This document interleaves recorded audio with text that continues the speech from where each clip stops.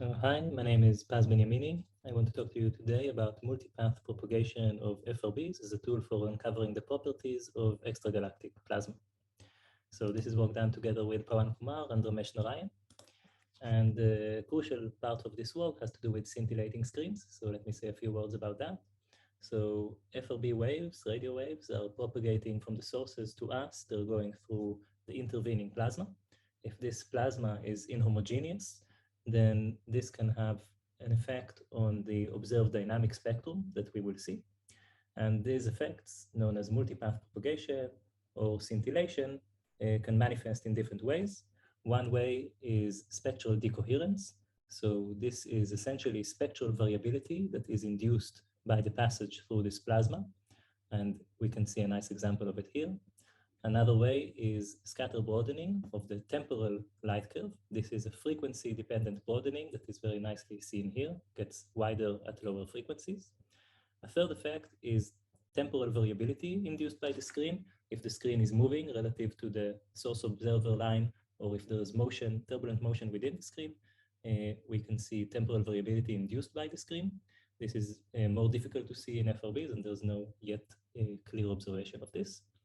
And a fourth effect, which I think is quite interesting, is that if the screens are also magnetized, so it's not only the density of the plasma that is inhomogeneous, but also the magnetic field, which is inhomogeneous, then there is also an effect because of this passage of the waves through the plasma on the observed polarization.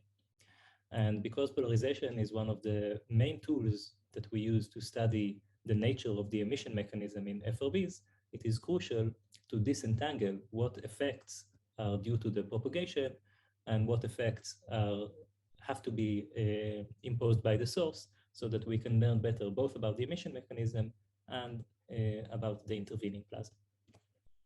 So this is what we did in a work from several months ago, which I will briefly summarize here. And when we have even 100% linearly polarized wave passing through a plasma screen between the source and the observer, because of this passage, it becomes partially depolarized, and a large fraction of the original polarization can develop a circular component. There is also, as I will show, unique spectral and temporal evolution of this signature due to the passage through a scintillating screen. This is important to mention that it's distinct.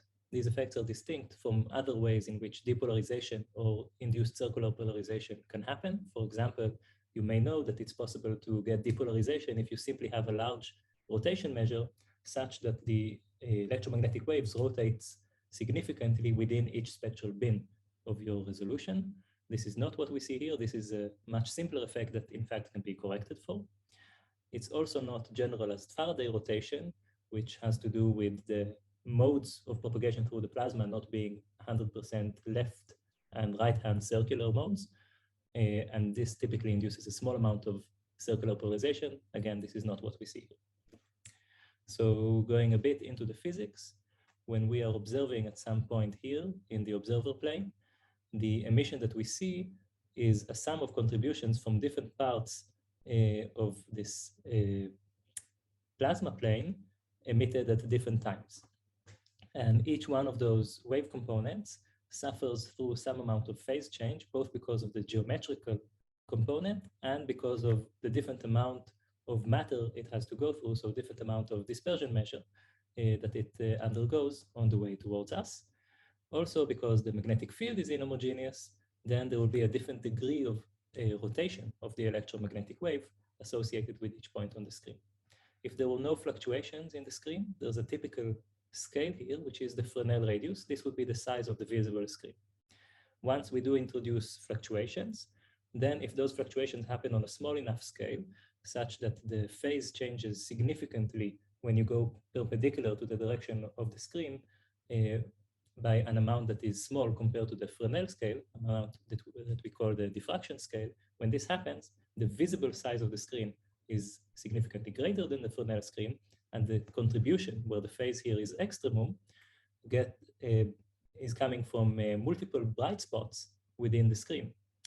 And so effectively what we have here is a sort of multi-slit experiment where each of those slits changes randomly both the phase and the rotation of the electromagnetic wave. So to understand this, we can consider a slightly simplified setup where there are simply two slits. So each one of those slits changes randomly the phase and the polarization and the rotation of the electromagnetic wave. So now if we start even with 100% linearly polarized wave, pass it through the screen, it's simple to calculate what are the Stokes parameters of the recorded wave. And you see here that the V parameter, which is proportional to the circular polarization, is non-zero when both the phase change and the rotation angle change are non-zero. In particular, if both of these are of order unity, then V is of order the other components, meaning that we get order unity circular polarization. I will skip most of the mathematical details of this model and refer you to the paper if you're interested. I will just mention that there are a bunch of different physical regimes which can be explored, and in each one we have a very specific prediction for how the polarization should scale with frequency and how it should evolve over time. Just a couple of examples. So here are two examples of specific scintillating screens, specific setups for scintillating screens, and what is the polarization that will be recorded as a function of frequency when a wave is passing through them. So the polarization here is the solid line, solid black line. You see that generally it goes down with frequency. There's a critical frequency above which the screen does not affect the recorded polarization. And you can also see here the circular polarization, which is the dotted line. And you see that, again, it generally goes in tandem with the total polarization or with the linear polarization. But beyond some point, it starts decreasing. And so at high frequencies, we just get what we injected. We get a 100% linearly polarized wave. So there are various applications of this. I will just mention a couple here. Again, more examples are in the paper if people are interested. One very interesting burst is 190520, 190520p. This burst shows different observations which are all consistent within this picture that I've presented here.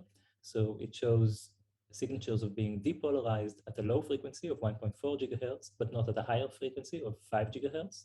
It has a large and strongly fluctuating rotation measure, and it has a strong scintillation. So these observations are both qualitatively and quantitatively consistent with predictions for multipath depolarization. And indeed, we can infer the properties of the plasma screen, and we find that it needs to be relatively close to the source, which constrains the source nature and the geometry. There's also a link with another system, a gamma ray pulsar binary, which shows some of the same observations. And again, this is suggestive that what we see here is mainly due to propagation effects and not due to something related to the FRB emission mechanism. Another observation is the following. So after publishing our work on depolarization by multipath propagation, Feng et al. Carried a nice study where they showed that this same picture leads to a correlation between the scattering time, which again is a scintillation-related property, to the fluctuation in REM, which is a scintillation-related property as well. And you see that in the data, when we look at repeaters, there seems to be a suggestion of such a correlation. Of course, more data is needed to really study this in more detail. So next, I want to switch to a related but slightly different topic, which is gravitational lensing of FRB emission, but suppressed by plasma scattering. So first of all, why consider gravitational lensing of FRB emission?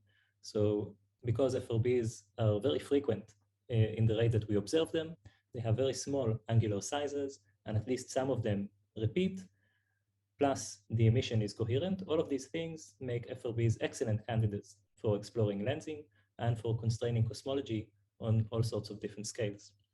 However, as I will show you, the fact that plasma scintillation can take place anywhere between the source and the observer inhibits the usefulness of this lensing. And the main way in which it does this is by effectively broadening the size of the FRB source on the sky. This means that there's a capping of the magnification, which essentially we can never get any amount of magnification if the scattering angle due to the plasma is large compared to the Einstein angle. This in turn means that even the optical depth as a function of magnification is going to be suppressed, So typically, if you have a point lens, you get this geometrical result where the optical depth goes as mu to the -2. In the presence of lensing, this is capped beyond a certain point, and this could also start right at mu of 1 or effectively below that. Another effect which is important is that once the scattering angle by the plasma is large compared to the Einstein angle, the delay between the arrival of two images of an FRB can be washed out because the broadening of each one of them is longer than this delay. So we will not be able to look at the light curve, notice two copies of the same signal and say, lensing took place. So because of this, our way of detecting lensing becomes inhibited. Furthermore, this delay in the presence of plasma is not just given by the geometrical plus gravitational time delay, but it has an extra component due to the plasma delay difference between the two optical paths. So there's a slightly different dispersion measure on the two paths, and this could actually dominate the observed delay time, in which case the delay time is no longer a proxy for the lens mass. So summarizing this in one plot, you see that there is a minimum mass denoted here by the yellow line, and only above this minimum mass, we can expect to see a lensing of FRB waves when a plasma with these properties is in between the source and the observer. Even when we are above this line, there is only a narrow region where scintillation really makes no difference to the lensing. Anywhere to the right of this vertical line, the two light curves of the two images are going to be scatter broadened such that they will no longer be duplicates of each other. They will evolve differently as a function of time. This line that I mentioned is for magnification of 1. If you want to consider even greater magnifications, then the minimum mass of lens that you can explore becomes even greater still. There are some positive effects of combining scintillation with lensing. So one such positive effect is that if indeed we can determine that lensing took place, the fact that there's a slightly different dispersion measure along the two paths could be a positive. It means that we can measure changes in the dispersion measure, for example, due to the IgM on tiny angular scales, much smaller than we would ever be able to measure from two independent FRBs. This could lead to some interesting constraints on cosmology, perhaps even on the size of reionization bubbles as a function of redshift. Another positive thing is that because of the lever arm introduced by the lensing, it's easier for the two optical paths to go through regions with different magnetic fields, and therefore to undergo different amount of rotation and to induce those effects of depolarization and induced circular polarization that I mentioned in the first half of the talk. So let me conclude. Scintillation screens can cause depolarization and induced circular polarization if the rotation scale is smaller than the effective size of the screen. Typically, we get that the circular polarization is of order the linear polarization, even if it is 100% linearly polarized at the source. There's a strong scaling of the polarization with frequency. And because of all these facts, this tool can be very useful for separating the effects of plasma propagation and the effects of the actual source itself on the signature of polarization. Going to lensing, there is a minimum mass of lens. Only above that mass, we can really detect lensing of FRB waves that is unsuppressed by plasma. If we want to have the two images of the FRBs coming from a lens situation be temporally similar to each other, then this only happens when the typical distance is relatively small between the lens and either the source or the observer.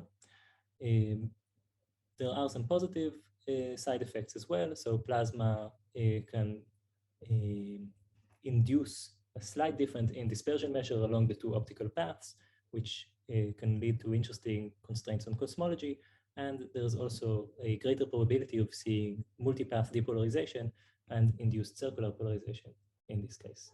So thanks all for listening, and that's it for me.